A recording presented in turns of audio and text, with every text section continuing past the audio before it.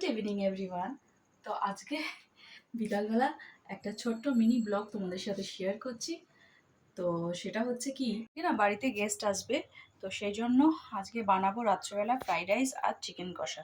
তো এখানে ফ্রাইড রাইসটা আমার বয়েল হয়ে গেছে, আর চিকেনটা এখানে ম্যারিনেট করে রেখে দিয়েছি। এই দেখো, চিকেনটা যে সকালেই দই দিয়ে তারপরে লঙ্কা হলুদ নুন সব দিয়ে ম্যারিনেট করে রেখেছি।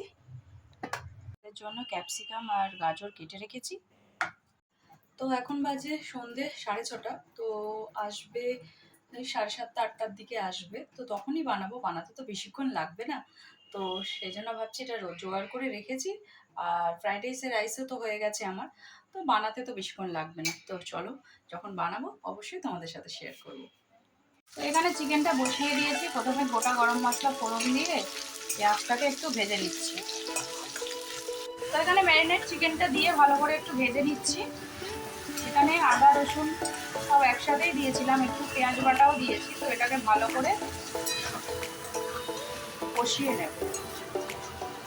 তো ম্যারিনেট সময় অল্প একটু দইও দিয়েছিলাম। এখানে কাঁচা ক্যাপসিকাম একটু ফ্রাই করে নিচ্ছি ফ্রাইড রাইসের জন্য। আর এখানে কাজু কিশমিশ দিয়ে দিয়েছি ভেজে। তো এখানে আমার চিকেনটা হয়েই এসছে। চিকেন একটু নতুনভাবে করব, একটু চিকেন দো পেঁয়াজা।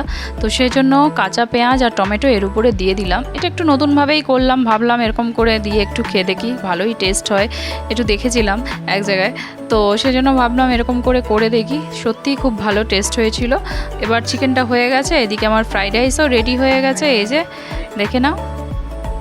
তো এখন বাজে 11টা, ওই যে গেস্ট এসছে, ওখানে খেতে দিয়ে দিয়েছি। তো চলো, ওদের তো খাওয়া হয়ে গেছে। তো এখন আমি আমার খাবারটা নিয়ে চলে এসেছি। তো আজকের মিনি ব্লগ এখানেই এন্ড করছি। Tata, bye bye and good night.